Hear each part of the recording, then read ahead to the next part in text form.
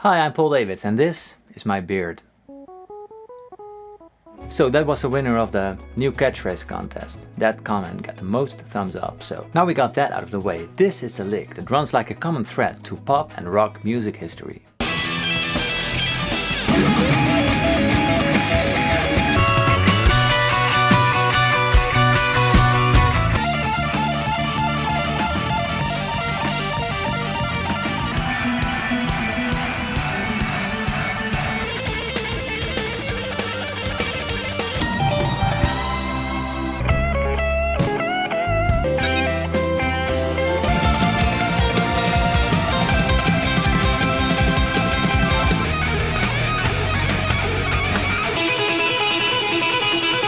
It comes in many ways, shapes and forms, but what it comes down to is this. It's basically always an arpeggiated triad played on the top two strings. I wrote a little piece that incorporates all the common shapes seen most often, over a very generic chord pattern used in songs like Still Got the Blues, Autumn Leaves, Fly Me to the Moon. But I tried to make it a little more urban, so the result is something like Philip Glass meets Kendrick Lamar.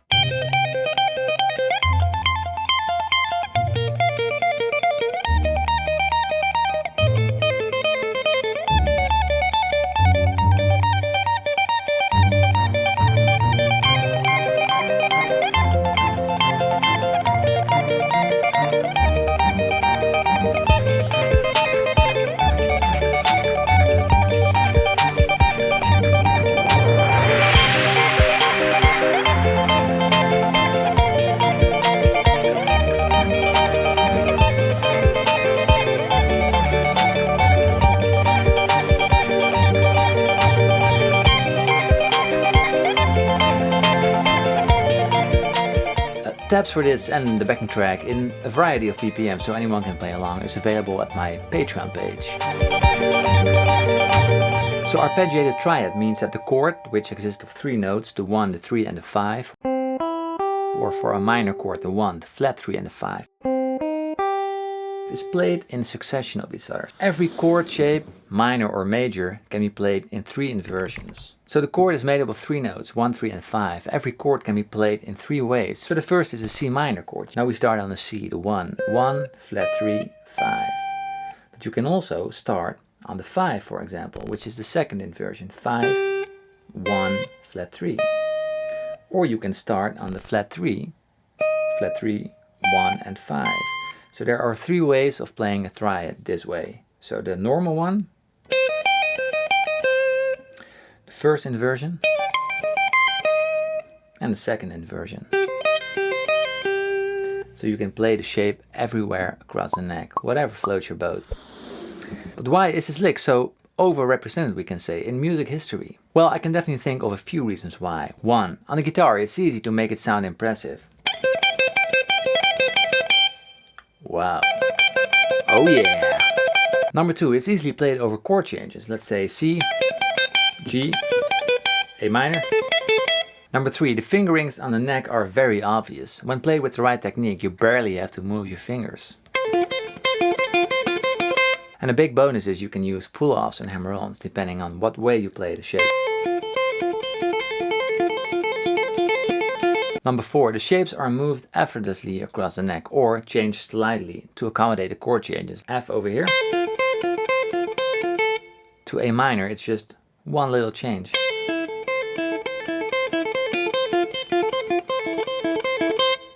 Number 5, it's a repetitive pattern, making it very recognizable, which in pop and rock music is always a good thing. So here's the piece I played, explained very briefly. So traditionally this would be played with 7 chords, C minor 7, F7, but I made it a little bit easier for the first 2 examples. So it's C minor, F, B flat, E flat, A diminished, D, G minor. So guitar 1 played on the red strat. A short tip for my right hand technique. For the first note I'm using a pull off, then the second note on the second string is played with a downstroke. The last note on the first string again is an upstroke. So it's down, pull off, down, up, down, pull off, down, up. C minor, F, B flat, E flat, A diminished, D major, to a G minor,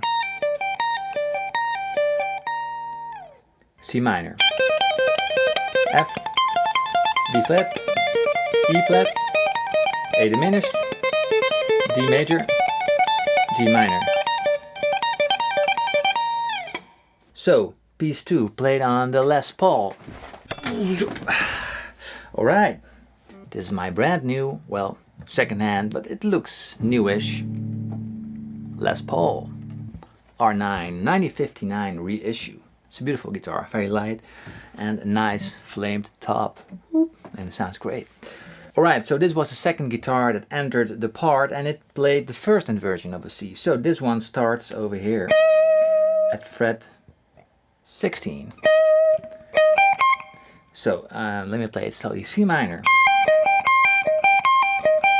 F, and my index finger is doing a small roll. F, B flat, E flat, A diminished, D, and G minor. In tempo, C minor, F, B flat, E flat, A diminished, D, and G minor. So new shapes, same chord pattern, sounding awesome together. Alright, so next guitar. Alright, so for the third guitar I made 7 chords of the chords pattern. So the first chord was a C minor, and now this guitar is making a C minor 7 out of it. So the 7, C minor 7, is adding a B flat to the chord, which is fret 6. So this guitar played a C minor 7 over here, coming from this chord. So C minor 7 to F7. Well, the 7 of F is E flat, very good. So over here, fret 11, from this chord. The next chord was a B flat. I'm playing the 1 and the 7. So from B flat major 7 and then to E flat major 7. Same shape from this one. So to A diminished, but now because it's a 7 chord, it becomes A half diminished, or A minor 7 flat 5, often played like this. So I play the minor third, the 1 and the flat 7, and the other guitars are playing the rest of the chords. So 8, 5 and 8. Moves to D7, and now we only have to change one note. Fret 8 becomes fret 7, the F sharp from the D7.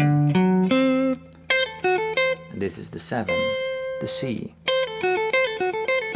from this chord.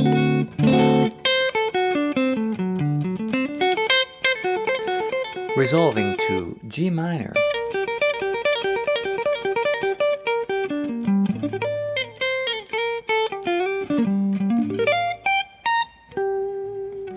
So that's all, that's the lick, the most played lick in pop and rock music, I think. But you can experiment endlessly with it. You can make it triads. You can play it the other way around. Just be creative and it'll be fun. Don't use it too much. Alright, this was Paul, and if you like this video, please, well, you know what I'm gonna say, so let's not do it. Have a great day. Bye.